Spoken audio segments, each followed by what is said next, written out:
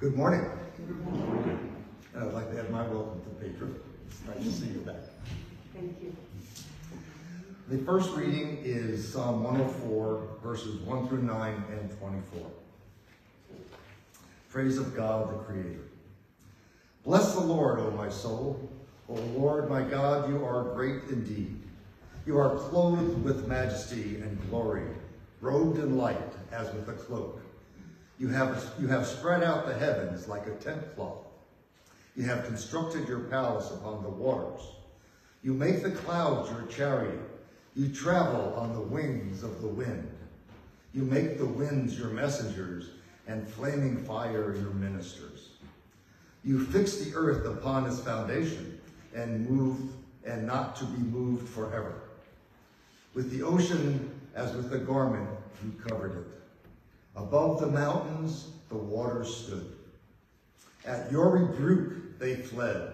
At the sound of your thunder, they took flight. As the mountains rose, they went down the valleys to the place you have fixed for them. You set a limit that they may not pass, nor shall they cover the earth again.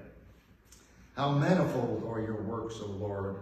In wisdom you have wrought them all. The earth is full of your creatures.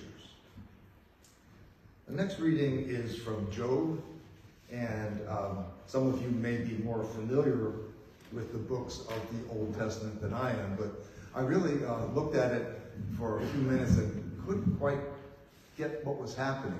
So I read the preface to this, and the book of Job, to say it in a short manner, is one of the books of wisdom in the Old Testament, and they used the people who wrote it used a conversation between Job and some of his friends who were kind of saying, boy, you really had a stretch of bad luck. You must have really done something bad, or God wouldn't be punishing you this badly. And Job said, I didn't do anything. I don't get this. And so what finally happens in this discourse is Job finally says, I want to talk to God. I want to hear from God what's going on here.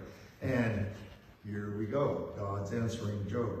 Chapter 38, 1 through 7, and then on to 34 through 41. The Lord addressed Job out of the storm and said, Who is this that obscures divine plans with words of ignorance? Gird up your loins now like a man. I will question you, and you tell me the answers. Where were you when I founded the earth? Tell me, if you have understanding, who determined its size? Do you know? Who stretched out the measuring line for it? Into what were its pedestals sunk? And who laid the cornerstone?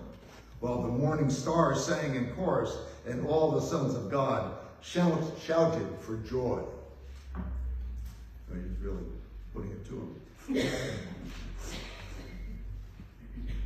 Okay, and then these are 34 through 41. Can you raise your voice among the clouds, or veil yourself in the waters of the storm?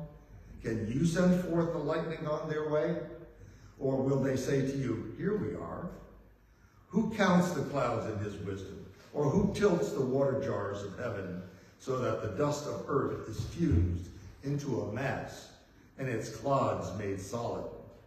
Do you hunt the prey for the lioness, or appease the hunger of her cubs while they crouch in their den or lie in wait in the thicket?